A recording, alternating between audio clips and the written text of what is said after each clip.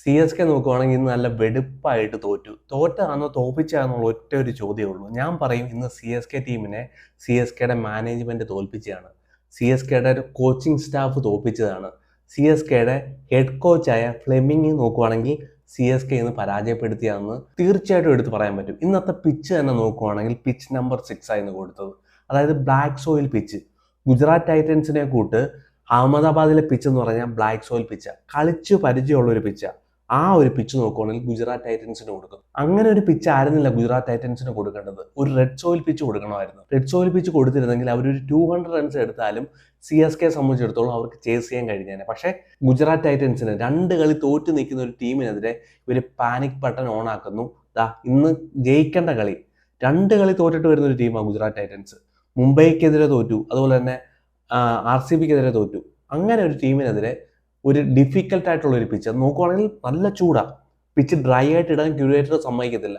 അവരെന്തോ ചെയ്യും, വെള്ളം ഒഴിച്ചുകൊണ്ടായിരിക്കും. അപ്പോഴത്തേന് പിച്ചിനകത്ത് ഈർപ്പം കാണും.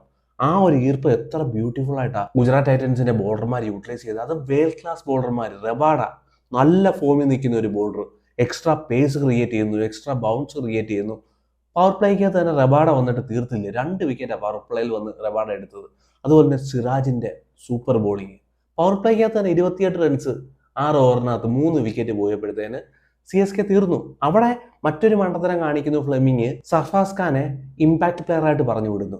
എന്തിന്റെ ആവശ്യമായിരുന്നു? 2 വിക്കറ്റ് പോയപ്പോഴത്തേന് സർഫാസ് ഖാനെ അവിടെ ഒരു ഇമ്പാക്ട് പ്ലെയർ ആയിട്ട് പറഞ്ഞു വിട്ടതിന്റെ എന്തിന്റെ ആവശ്യം ഉണ്ടായിരുന്നു? അവിടെ ശിവൻ ദുബെയോട് കാണിക്കുന്ന വളരെ വലിയ അനീതിയാണ് സി എസ് കെ. വളരെ വലിയ അനീതി.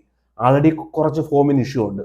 ആ ഒരു പ്ലെയറെ നോക്കുവാണെങ്കിൽ നമ്പർ 5 കൊണ്ട് കളിപ്പിക്കും. ഒരു കളി നമ്പർ 6 കളിപ്പിക്കും. കഴിഞ്ഞ കളി നോക്കുവാണെങ്കിൽ നമ്പർ 4 കളിപ്പിക്കും. ഇന്ന് നോക്കുവാണെങ്കിൽ പിന്നെയും നമ്പർ 6 കൊണ്ടുപോകുന്നു. ശിവൻ ദുബെയ്ക്ക് അറിയത്തില്ല തൻ്റെ റോൾ എന്താണ്, താൻ എന്താണ് സി എസ് കെക്ക് വേണ്ടി ചെയ്തു കൊടുക്കേണ്ടതെന്ന്. സത്യം പറഞ്ഞാൽ ശിവൻ ദുബെയ്ക്ക് അറിയത്തില്ല. ശിവൻ ദുബെ ആൾറെഡി കൺഫ്യൂസ് ആണ്. ഇന്ന് നല്ലൊരു ഓപ്പർച്യൂണിറ്റി ആയിരുന്നു കാർത്തിക് ശർമ്മ അല്ലെങ്കിൽ ശിവൻ ദുബെ കൂട്ടുള്ള ഒരു പ്ലെയറിനെ നമ്പർ 4 കളിപ്പിക്കുക. അവിടെ സർഫാസ് ഖാനെ കൂട്ട് ആദ്യത്തെ ഒറ്റ ഒരു കളി മാറ്റി വെച്ച് കഴിയുവാണെങ്കിൽ ബാക്കിയുള്ള കളിയിലെല്ലാം ഫോം ഡൗൺ ആണ്. ഒരു കളി സർഫാസ് ഖാനെ നമ്പർ 4 കളിപ്പിക്കും.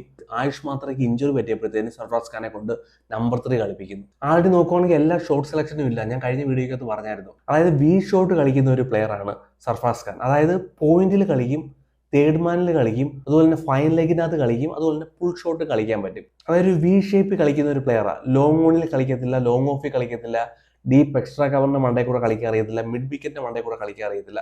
സോ അങ്ങനെ ഒരു പ്ലെയർ T20 അത്രമാത്രം എസ്റ്റാബ്ലിഷ് ചെയ്യാത്ത ഒരു പ്ലെയറിനെ ഇന്ന് ആ ഒരു പൊസിഷനിൽ കൊണ്ട് കളിപ്പിച്ചപ്പോഴത്തേന് ഒരു എക്സ്ട്രാ പേസ് ബോളറിനെ കൊണ്ടുവരാൻ ഇവർക്ക് കഴിയാതെ പോയി. അതായത് പേസ് ബോളർമാരെ തുണയ്ക്കുന്ന ഒരു പിച്ചിൽ ആൾറെഡി അൻഷുൽ കമ്പോജി ബാറ്റ് ചെയ്യാൻ കഴിയും, അഖിൽ ഹുസൈന് ബാറ്റ് ചെയ്യാൻ കഴിയും.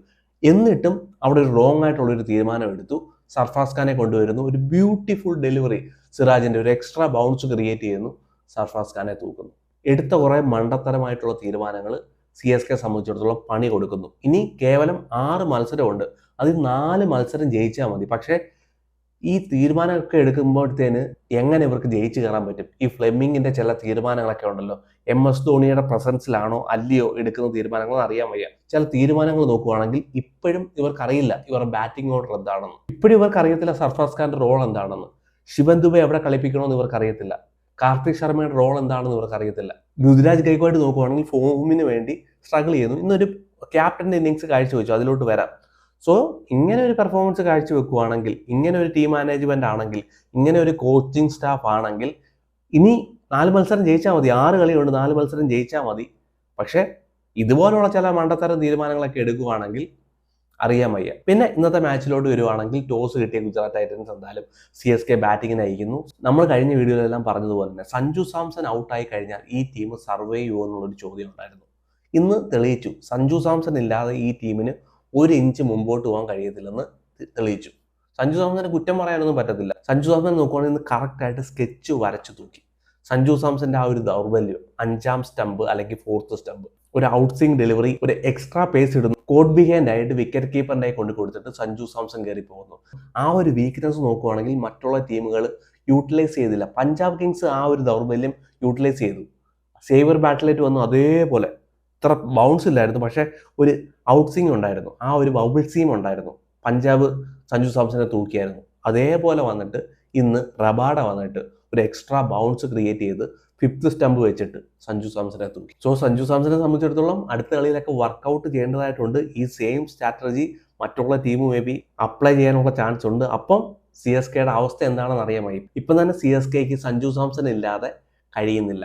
ഇന്ന് ബാറ്റിങ്ങിൽ വലിയ പെർഫോമൻസ് ചെയ്യാൻ കഴിഞ്ഞില്ലെങ്കിൽ നല്ലൊരു സ്റ്റംപ് ചെയ്ത് കേട്ടോ ശുഭ്മൻ ഗില്ലിനെ നോക്കുവാണെങ്കിൽ വളരെ ക്വിക്കായിട്ട് പിടിച്ച് ഔട്ടാക്കി വിടുന്നതായിട്ട് കണ്ടു. സോ സഞ്ജു സാംസന് തിരിച്ചു വരാൻ കഴിയട്ടെ. സോ പിന്നെ രുതുരാജ് ഗൈക്വാഡിന്റെ ബാറ്റിംഗ് നോക്കുവാണെങ്കിൽ ഓക്കെ, ഒരു ക്യാപ്റ്റന്റെ ഇന്നിങ്സ് കാഴ്ചവെച്ചു. പക്ഷെ സ്ട്രൈക്ക് റേറ്റ് അല്പം കൂടെ ഉയർത്തിക്കൂടായിരുന്നു. ഗുജറാത്ത് ടൈറ്റൻസിന്റെ കൂടെയുള്ള ഒരു ടീമിന് 158 റൺസ്, 200 റൺസ്, 180 റൺസ് ഒക്കെ എന്നൊക്കെ പറഞ്ഞാൽ അവർക്ക് സിമ്പിളായിട്ട് തൂക്കാൻ പറ്റും. അവർ വന്നിട്ട് സിമ്പിളായിട്ട് തൂക്കിക്കൊണ്ടും ഋതുരാജ് ഗൈക്വാഡ് അല്പം കൂടെ ഒന്ന് സ്ട്രൈക്ക് റേറ്റ് ഉയർത്താമായിരുന്നു. കുറ്റം പറയുമല്ല, സാഹചര്യങ്ങൾ ഉണ്ടായിരുന്നു. അത് ശിവൻ ദുബെയായിട്ട് ചേർന്നുള്ള ചെറിയ ക്യാമിയോ ഇന്നിങ്സ്, കാർത്തിക് ശർമ്മയായിട്ടുള്ള ചെറിയ ക്യാമിയോ ഇന്നിങ്സ്, അവിടെ ഡിവാൾ ബ്രേവിസ് വന്നപ്പോൾ ഉള്ള ചെറിയ ചെറിയ ഇന്നിങ്സിനകത്ത് സെറ്റായിട്ടുള്ള ഒരു പ്ലെയർ ആയിരുന്നു ഋതുരാജ് ഗൈക്വാഡ്. അവിടെ അല്പം കൂടെ ഒന്ന് വേഗത്തിൽ കളിക്കാമായിരുന്നു. കുഴപ്പമില്ല, ഒരു നോക്ക് കാഴ്ചവെച്ചു. അടുത്ത മത്സരത്തിൽ തിരിച്ചു വരാൻ കഴിയുന്ന ഒരു കോൺഫിഡൻസ് മേ ബി ഈ നോക്കിലൂടെ ഋതുരാജ് ഗൈക്വാഡിന് കിട്ടുമായിരിക്കാം. ഇന്നത്തെ മത്സരം നോക്കുവാണെങ്കിൽ 60 ബോളിൽ നിന്ന് 76 റൺസ് എടുത്തു. തുടക്കം നോക്കുവാണെങ്കിൽ 49 ബോളിൽ നിന്നായിരുന്നു 50 റൺസ്. പിന്നെ നോക്കുവാണെങ്കിൽ അവസാനത്തെ ഓവറിലൊക്കെ അടിച്ച് കളിച്ചോ ഒരു 6 4ഉം 4 6ഉം അടിച്ചു. 123ന്റെ സ്ട്രൈക്ക് റേറ്റ്, അല്പം കൂടെ സ്ട്രൈക്ക് റേറ്റ് ഉയർത്താമായിരുന്നു. 170 180 പോലുള്ള ഒരു സ്കോറിന് വേണ്ടി ശ്രമിക്കാമായിരുന്നു ഋതുരാജ് ഗൈക്വാഡിന്. എന്നാലും കുഴപ്പമില്ല, ഒരു ക്യാപ്റ്റന്റെ നോക്ക് കാഴ്ചവെച്ചു. ഒരു കോൺഫിഡൻസ് മേ ബി അടുത്ത കളിയിലേക്ക് ഋതുരാജ് ഗൈക്വാഡിന് കിട്ടിക്കാണും. അതുകൊണ്ട് തന്നെ ഡിവാൾ ബ്രേവിസിന്റെ ഇന്നത്തെ ആ ഒരു ഷോട്ട് സെലക്ഷൻ, ആ ഒരു ലെഫ്റ്റ് ഹാൻഡ് സ്പിന്നർക്കെതിരെ നല്ല രീതിയിൽ ബോൾ ഗ്രിഫ്റ്റ് കിട്ടുന്നുണ്ടായിരുന്നു. അങ്ങനെ ഒരു ബോളർ നോക്കുവാണെങ്കിൽ ഫിഫ്ത്ത് സ്റ്റമ്പിലാണ് ബോൾ ഇട്ട് കൊടുത്തത്. ഡിവാൾ ബ്രേവിസിന്റെ വിക്കറ്റ് തൂക്കാൻ വേണ്ടി തന്നെ കൊണ്ടുവന്നതാണ്. അവിടെ റാഷിദ് ഖാനെ മാറ്റി വെച്ചിട്ട് ആ ലെഫ്റ്റ് ഹാൻഡ് സ്പിന്നറിനെ കൊണ്ടുവരുന്നു. നോ ലുക്കിംഗ് ഷോട്ടിന് വേണ്ടി പോകുന്നു ഡിവാൾ ബ്രേവിസ്.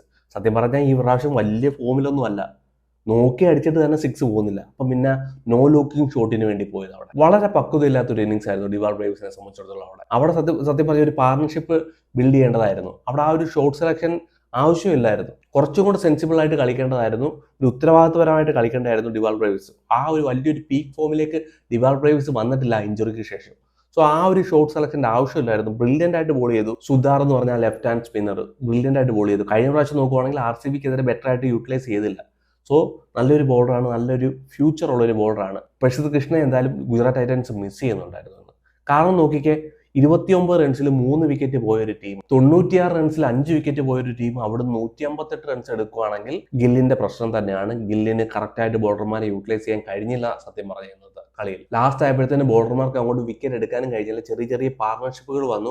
ഒരു 158 എന്ന് പറഞ്ഞൊരു സ്കോർ അവർക്ക് കണ്ടെത്താൻ കഴിഞ്ഞു. GTയെ സംബന്ധിച്ചിടത്തോളം ഇന്ന് നോക്കുവാണെങ്കിൽ ഒരു 110 120 റൺസിന്റെ ഇവരെ ഒതുക്കിയിട്ട് ആ ഒരു സ്കോർ 10 ഓവറിനകത്തൊക്കെ ചേസ് ചെയ്തിരുന്നെങ്കിൽ, ഒരു 12 ഓവറിനകത്തൊക്കെ ചേസ് ചെയ്തിരുന്നെങ്കിൽ നെറ്റ് റൺ റേറ്റ് നോക്കുവാണെങ്കിൽ ഗുജറാത്ത് ടൈറ്റൻസിനെ സംബന്ധിച്ചിടത്തോളം ഉയർന്നേനെ.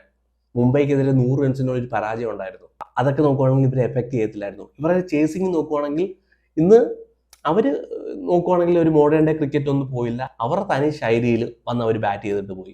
ഒരു 16 ഓവറിനകത്ത് അവർ ചേസ് ചെയ്തിട്ട് പോയി. എങ്ങനെ പോലും ഒരു 14 ഓവറിനകത്ത് ഈ ഒരു സ്കോർ ഇവർ ചേസ് ചെയ്യുമെന്ന് ഞാൻ വിചാരിച്ചത്. നെറ്റ് റൺ റേറ്റ് ഉയർത്തുമെന്നാണ് വിചാരിച്ചത്. RCBക്കെതിരെയുള്ള ആ തോൽവിക്ക് ശേഷം സ്ട്രൈക്ക് റേറ്റിൽ ഒരുപാട് ചോദ്യചിഹ്നം ഉയർന്നിട്ടുണ്ടായിരുന്നു. ശുഭ്മൻ ഗില്ലിന്റെ സ്ട്രൈക്ക് റേറ്റിനെ പറ്റി, സായി സുദർശന്റെ സ്ട്രൈക്ക് റേറ്റിനെ പറ്റി, ജോസ് ബട്ട്ലറിന്റെ സ്ട്രൈക്ക് റേറ്റിനെ പറ്റി. സോ അങ്ങനെയൊന്നും ഇവർ ചെയ്യാൻ നിന്നില്ല. ഇവരെങ്ങനെയാണോ കളിക്കുന്നത് ഇവരുടെ തനി ശൈലിയിൽ 16.4 ഓവറിനകത്ത് ഇവർ ചേസ് ചെയ്തു. വളരെ സ്ലോ ആയിട്ടാണ് നോക്കുവാണെങ്കിൽ ഗുജറാത്ത് ടൈറ്റൻസും കളിച്ചത്. ഇവിടെ ഒരു 180 എന്ന് പറഞ്ഞ ഒരു സ്കോർ കണ്ടെത്താൻ കഴിഞ്ഞിരുന്നെങ്കിൽ മേ ബി CSKക്ക് ഈ മത്സരം ജയിക്കാൻ കഴിഞ്ഞാൽ. അവിടെ നോക്കുവാണെങ്കിൽ അർഷാദ് ഖാൻ നിർണായകമായിട്ടുള്ള 2 വിക്കറ്റ് എടുത്തു. അതുപോലെ ഓവർട്ടന്റെ വിക്കറ്റ് അവിടെ ഒന്ന് എടുക്കുന്നു. അതുപോലെ തന്നെ ശിവൻ ദുബെയുടെ കുറ്റി തെറിപ്പിക്കുന്നു. സോ അർഷാദ് ഖാന്റെ ബ്രില്യൻ്റ് ആയിട്ടുള്ള ബോളിംഗ് ആയിരുന്നു. സിറാജ് ബ്രില്യൻ്റ് ആയിട്ട് ബോൾ ചെയ്തു, റബാഡ ബ്രില്യൻ്റ് ആയിട്ട് ബോൾ ചെയ്തു. അതിൻ്റെ ഇടയ്ക്ക് നോക്കുവാണെങ്കിൽ അർഷാദ് ഖാന്റെ ബോളിങ്ങും ബ്രില്യൻ്റ് ആയിരുന്നു. ആ ഒരു 2 നിർണായകമായിട്ടുള്ള വിക്കറ്റ് എടുക്കാൻ കഴിഞ്ഞു. കുറച്ച് എക്സ്പെൻസീവ് ആയി എങ്കിലും നിർണായകമായിട്ടുള്ള ഒരു വിക്കറ്റ് എടുക്കാൻ അർഷാദ് ഖാനും കഴിഞ്ഞു. സോ CSK സംബന്ധിച്ചിടത്തോളം കയ്യിലിരുന്ന ഒരു മത്സരം കൊണ്ട് കളഞ്ഞു. ഗുജറാത്ത് ടൈറ്റൻസിനെ സംബന്ധിച്ചിടത്തോളം മാച്ചിലേക്ക് തിരിച്ചു വരാൻ കഴിഞ്ഞു. ഇപ്പൊ പോയിന്റ് ടേബിൾ പരിശോധിക്കുകയാണെങ്കിൽ ഗുജറാത്ത് ടൈറ്റൻസ് 5ാം സ്ഥാനത്ത് ഇരിക്കുന്നു, CSK നോക്കുവാണെങ്കിൽ 6ാം സ്ഥാനത്ത് ഇരിക്കുന്നു. സോ ഏകദേശം നോക്കുവാണെങ്കിൽ പകുതിയോളം മത്സരങ്ങൾ അവസാനിച്ചു. SRH, DC, അതുപോലെ തന്നെ പോയിന്റ് ടേബിൾ അവസാനം കിടക്കുന്ന LSG അല്ലെങ്കിൽ KKRനെ കൂട്ടുള്ള ടീമുകൾ എന്തായാലും പുഷ് ചെയ്ത് കയറി വരും. സോ ആ സ്ഥാനത്ത് ഇനിയുള്ള എല്ലാ മത്സരങ്ങളും എല്ലാ ടീമിനെ സംബന്ധിച്ചിടത്തോളം നിർണായകമാണ്. പ്രത്യേകിച്ച് CSKക്ക് ഇനി മുമ്പോട്ട് പോകണമെങ്കിൽ 6 കളിയിൽ നിന്നായിട്ട് 4 മത്സരം ജയിച്ചാലേ കഴിയത്തുള്ളൂ. സോ ബെറ്റർ ആയിട്ട് തിരിച്ചു വരാൻ CSKക്ക് കഴിയുമെന്ന് പ്രതീക്ഷിക്കുന്നു.